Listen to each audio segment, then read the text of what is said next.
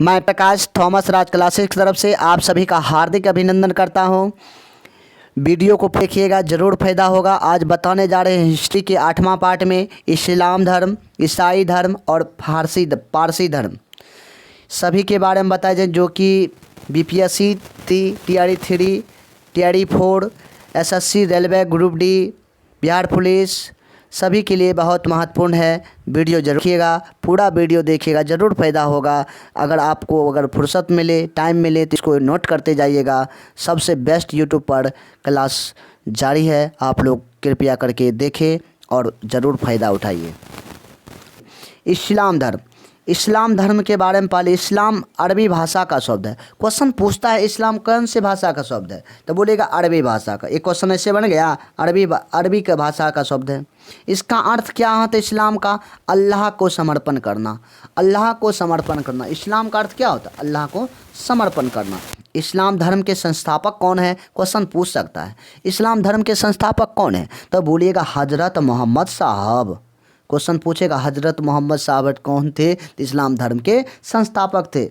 आइए नेक्स्ट देखिए, क्वेश्चन पूछ रहा है कि हजरत मोहम्मद साहब का जन्म कहाँ हुआ था, कब हुआ था? 570 ईस्वी में। 570 ईस्वी में इस्लाम धर्म के संस्थापक मोहम्मद हजरत का जन्म होता है। कहाँ हुआ था? मक्का में हुआ था। इनके माता का नाम क्या था? अमीना। क्वेश्चन पूछेगा हजरत मोहम्मद साहब का माता का क्या नाम था, तो बोलेगा अमीना, और पिता का नाम था अब्दुल्ला। ये लोग कुरसेल जनजाति के थे। ये भी मान लीजिए, बीपीएससी में पूछता है, मेन बीपीएससी में, कि क्वेश्चन पूछ सकता है कि मोहम्मद हजरत साहब के पिता लोग किस जाति के थे, तो कुरैश जाति के जनजाति के थे।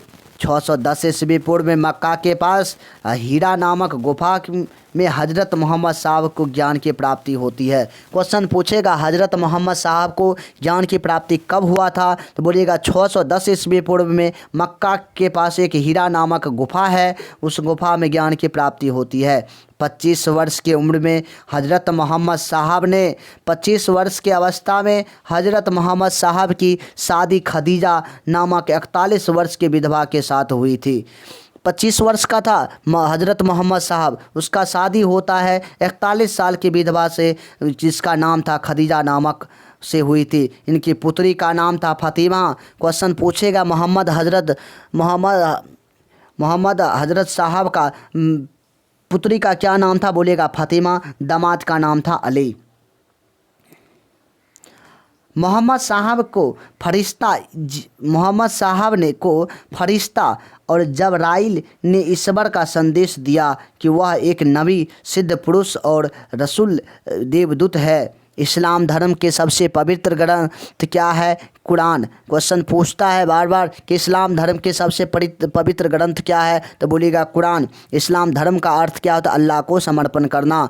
देवदूत जिब्राइल हजरत मोहम्मद साहब को अरबी भाषा में कुरान संप्रेषित किया गया है। देवदूत जिब्राइल हजरत मोहम्मद साहब को अरबी भाषा में कुरान संप्रेषित क्या था? हजरत मोहम्मद साहब के जन्म के पूर्व उनके पिता की मृत्यु हुई थी। उनका पालन पोषण उनके दादा अब्द अल मुत्तलिब और चाचा अबू तालिब ने किया था। 28 जून 622 ईस्वी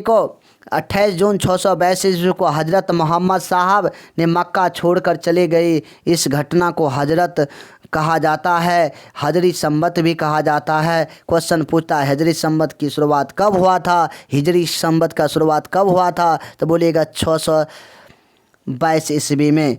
8 जून 632 को हजरत मोहम्मद साहब की मृत्यु हो जाती है। उन्हें मदीना में दफनाया जाता है। क्वेश्चन पूछेगा हजरत मोहम्मद साहब की मृत्यु कब हुई थी? 8 जून 632 ईस्वी में।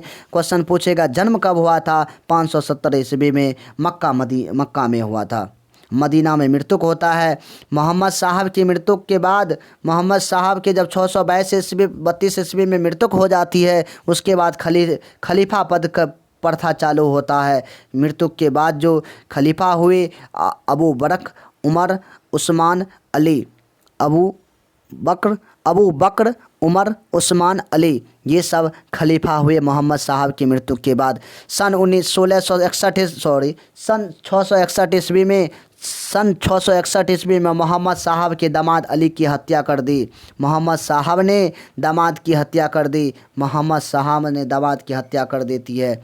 अली के पुत्र हुसैन की हत्या 680 ईस्वी में करबला, ईरान नामक स्थान पर किया गया था।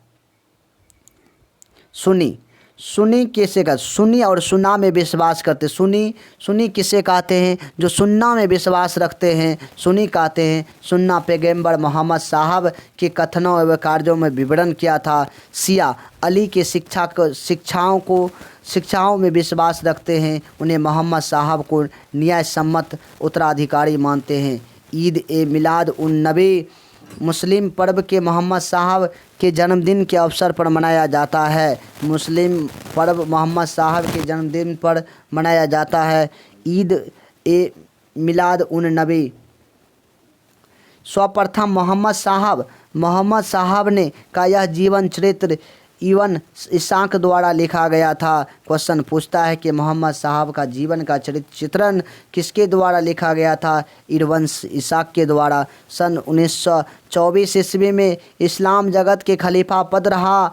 इसके बाद इस तुर्की के शासक मुस्तफा कमाल पाशा ने समाप्त कर दिया। क्वेश्चन पूछेगा 1924 ईस्वी तक इस्लाम धर्म में खलीफा पद रहा और 1924 के बाद मुस्तफा कमाल पाशा ने इसे समाप्त कर देते हैं। अब आइए ईसाई धर्म के बारे में समझते हैं। ईसाई धर्म के संस्थापक ईसा मसीह थे। इसका जन्म 25 सितंबर इजराइल को जेरूसलम बेथलहम में हुआ था। क्वेश्चन पूछेगा ईसा मसीह का जन्म कहाँ हुआ था? इजराइल में हुआ था, जेरूसलम में हुआ था, जो बेथलेहम में हुआ था। इनके जन्म से ही ईस्वी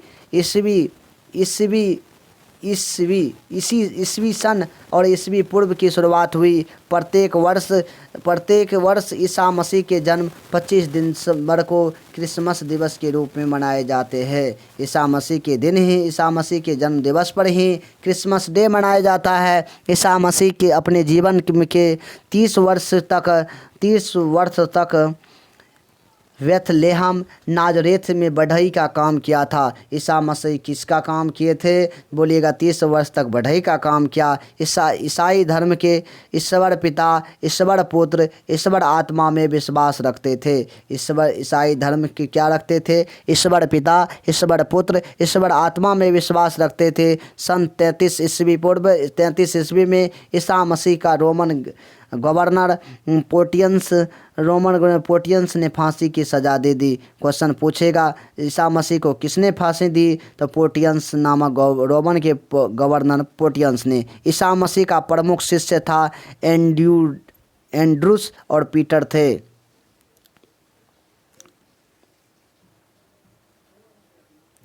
ईसा मसीह के प्रमुख शिष्य एंड्रूस और पीटर थे। ईसाई धर्म का सबसे पवित्र चिन्ह क्रॉस था। ईसाई धर्म के सबसे पवित्र चिन्ह क्रॉस, ईसाई धर्म के क्रॉस चिन्ह थे। प्रथम ईसाई धर्म के प्रचारक सेंट थॉमस पहलवत शासक था। गोंडोफर्निस ने शासक काल में भारत आया। मद्रास में मन्यालपुर में सेंट थॉमस की हत्या कर दी गई। ईसाइयों को अकबर ने आगरा और लाहौर में गिरजाघर बनाने की मुक्ति दी। फारसी धर्म। अब आइए फारसी धर्म के बारे में समझते हैं। फारसी धर्म के अनुयायी अहुर ईश्वर को मानते थे। फारसी धर्म के पैगंबर जरथुस्त्र को एक ईरानी व्यक्ति थे। जेंद अवेस्ता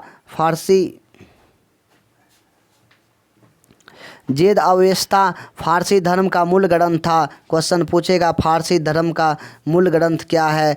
जेंद अवेस्ता था। फारसी धर्म में अग्नि पूजा को महत्वपूर्ण स्थान दिया गया था। फारसी धर्म की शिक्षा के मूल आधार 3 थे। क्वेश्चन पूछेगा फारसी धर्म के शिक्षा का मूल आधार कितने थे? 3। सद्विचार बोलना चाहिए, सद्वचन बोलना चाहिए, सद्कार्य करना चाहिए। अच्छा विचार, अच्छा वचन, अच्छा कार्य। अकबर ने फारसी के संत दस्तूर मेहरदाना को प्रभावित होकर 24 घंटे अग्नि प्रज्वलित करने का आदेश दिया। वीडियो अच्छा लगा होगा तो लाइक कीजिएगा, शेयर कीजिएगा और सब्सक्राइब कीजिएगा। जय हिंद, जय भारत।